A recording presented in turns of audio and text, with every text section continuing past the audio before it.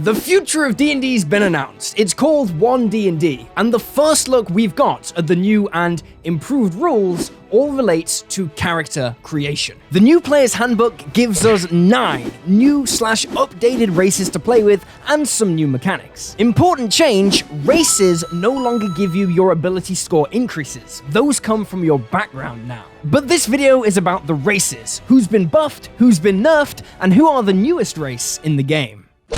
Humans are just humans. Humanoid, medium or small sized, 30-foot walking speed, 80-year lifespan. I'll be saying that a lot this video. Their new ability is resourceful, giving you inspiration every time you finish a long rest. Basically, you can re-roll any D20 test. That's the sexy new term for an ability check, attack roll, or saving throw once. It used to be that DMs gave out inspiration at their discretion, but the new rules seem to be pushing it a lot harder. Then humans get skillful, proficiency in one skill of your choice, and versatile, giving them the skilled feat or any other first level feat of your choice. We'll break down all these leveled feats in a later video, but basically, just like variant humans do now, you get a bonus feat at level 1. I gotta say though, I like that they gave a recommendation here. They could just say humans get any first level feats, but instead they recommend skilled, which gives us that little bit of lore and flavor for us to choose to ignore if we want. All in, humans are very good. Advantage on any roll they like once per day and a free feat? Definitely going to be one of the strongest races in the game, as indeed variant humans are now. So you can combine races in D&D. Humans made D&D, and we made it so we could breed with any race we damn well please. When you make a character with parents of 2 different races, you choose one of those races to determine your size, walking speed, and all your special traits. So mechanically, there is no benefit to being a half-human, half-elf, except your lifespan is calculated as the average between your 2 parent races. But flavor-wise, you can take any traits from either race and mesh them together, like pointy ears or a different color of skin, or whatever you like. Letting players pick and choose racial features from both races would be completely overpowered, so this is probably the best we're gonna get. It also means there is no special half-elf race anymore. You can be half anything, but it won't change your in-game statistics. The new D&D race is here. They are celestial in origin, and they are humanoids with animal heads. BoJack Horseman, basically. Humanoid, medium or small, 30-foot walking speed, 200-year lifespan. Then you get Angelic Flight, the optimistically termed ability that lets you fly up to your movement speed for 1 turn. It costs a bonus action, and if you're still in the air at the end of the turn, you fall. So you bonus action sprout magical wings and jump 30 feet. It's okay, and you can do it a number of times per day equal to your proficiency bonus. Then we get 3 Celestial Legacies, each of which determines the spells you can cast and sort of ties in with the animal you base yourself on. Exalted gives you the Thaumaturgy cantrip, then Divine Favor at level 3, and Lesser Restoration at level 5. Heavenly gives you the Light cantrip, then Cure Wounds at 3rd level, and Zone of Truth at 5th. Finally, Idyllic gives you the Guidance cantrip, and then Healing Word at 3rd level, Animal Messenger at 5th. Idyllic is probably the best of the 3 in my opinion, but free spells are free spells. For all the races who get spells, you can cast them once per long rest for free, or with any spell slots you may have of the right level. You can also cast them with Wisdom, Intelligence, or Charisma, which you decide when you choose that race. And finally, Ardling have resistance to radiant damage, because, you know, celestial. These Ardlings seem pretty good. A little healing magic for races that don't normally heal, and a funky bonus action flying jump thing. You've heard of Minnie Mouse. Damn, she's so hot! You've heard of Mini-Me. Damn, he's so hot! Now get ready for Mini... Oh my god, they're so hot! Dragon Trappers Lodge are creating the ultimate miniatures to use in D&D. Characters, monsters, terrain, and so much more. Beautifully detailed and shipped right to your door, or you can 3D print them at home yourself. Remember, minis make the man, or woman, or goblin, or halfling, or troll, or orc, or Models are made to fit standard D&D sizes, and Dragon Trappers specialize in creatures you won't find in the monster manual.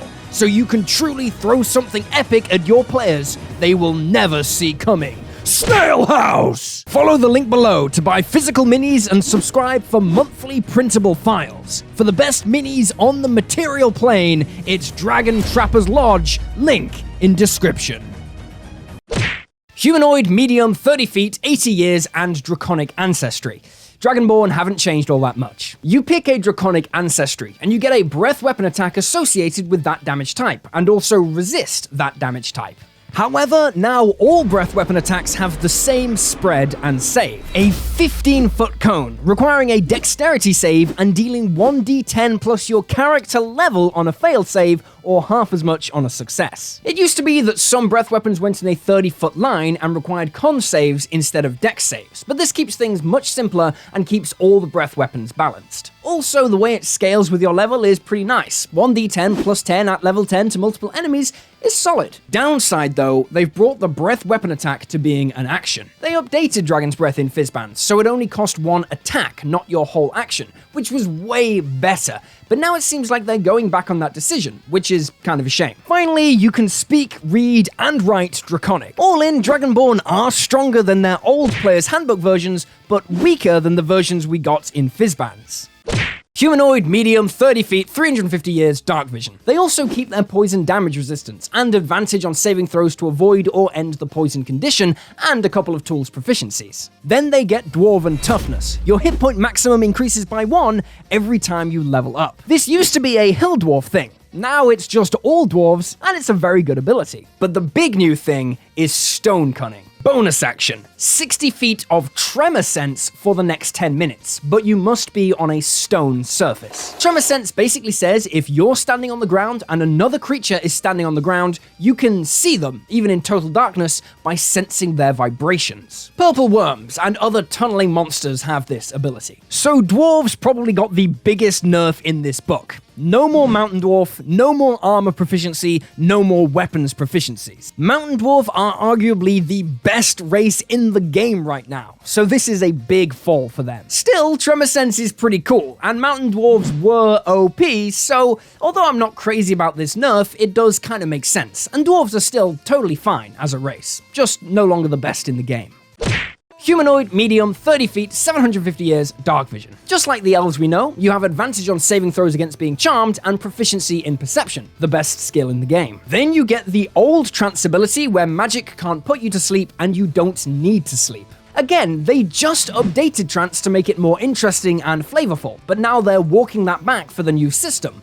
Why? I don't know. Maybe they don't want to put it in this book to encourage people to buy Monsters of the Multiverse, but still, that's a bit cheap. Then there are 3 lineages, again giving you spells and a little bonus. Drow, 120-foot dark vision, and you get dancing lights, fairy fire, and darkness. Wood elf, 35-foot walking speed, druidcraft, long strider, and pass without a trace. High elf, prestidigitation or any other cantrip from the arcane spell list, misty step, and detect magic. Okay, so what's the arcane spell list? So there's now 3 different categories for spells in the game. Arcane, your basic textbook stuff that come from the general magic of the universe. It's used by wizards, warlocks, sorcerers, bards, and artificers. Then there's Divine, magic that draws on the powers of the outer planes. It's used by clerics and paladins. Finally, there's Primal, the stuff used by rangers and druids that draws upon nature and the inner planes. Maybe we'll see some races and feats in the future that give you options to grab spells from these different spell lists. Elves are very close to their current Player's Handbook counterparts, only they all get some spells now. We also got the same 3 variations in the OG Player's Handbook, so no points for originality here, but they're totally fine.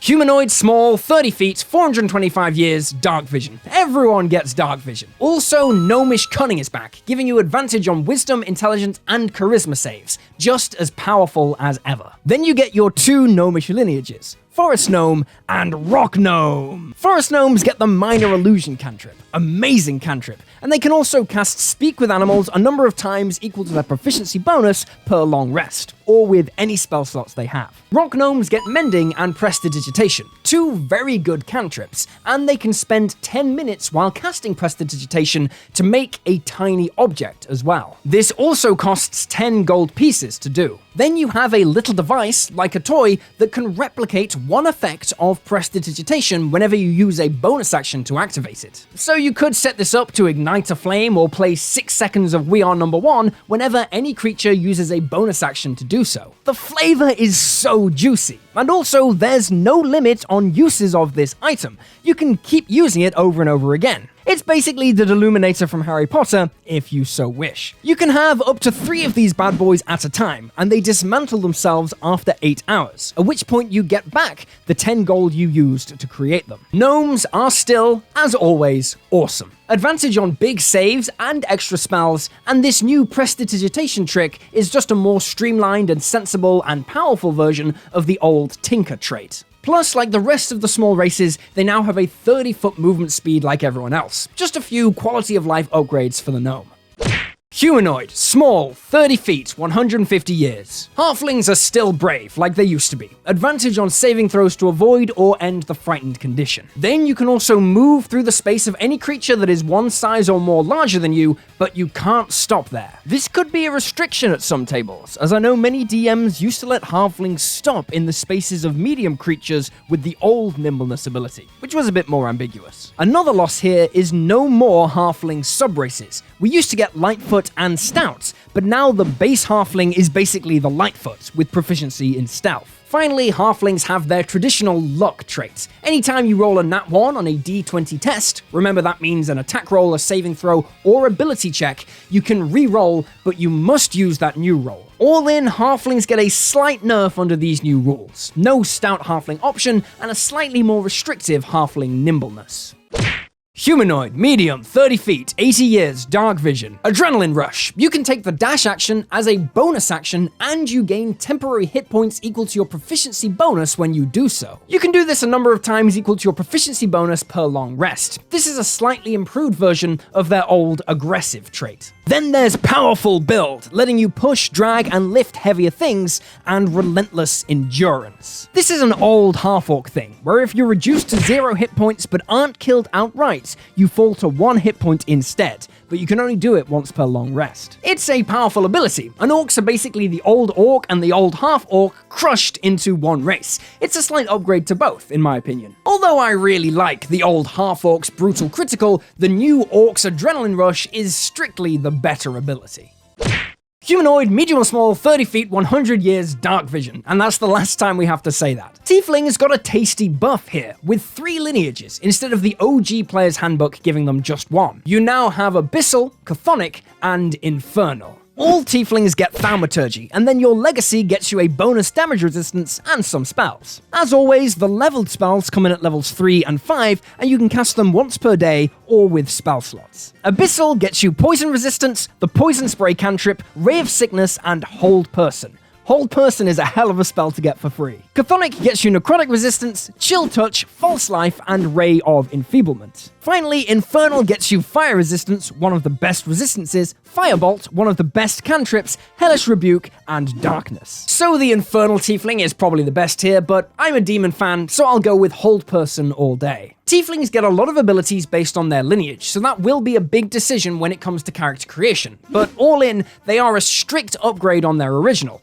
because they are exactly the same, except they get new spell options and a bonus cantrip, Firebolt. All things considered, these 9 races are pretty good. Some streamlining, like with the Rock Gnome and the new human, are good changes, and the Ardling seem very fun. As for downsides, I'd like the halflings to get their stout trait back, giving them a poison resistance, and for dwarves to maybe get a weapon proficiency again. At the moment, it feels like these 2 races kind of lost something as a result of this change. More importantly though, I'd like the racial enhancements they added in other books to be implemented here. It's weird that the Dragonborn breath weapon attack is back to costing a full action instead of just an attack, and that the Elf's trance is back to the old one rather than the new and improved one. These changes feel like a move backwards. Why change and improve them throughout 5e only to walk them back for one D&D? But if you want new races, subclasses, spells, feats, and rules right now, you can check out the DM Secret Weapon on Patreon. This month's issue includes rules on multi-subclassing, letting you multi-class into 2 different types of wizard, for example. You can check that out by following the link up here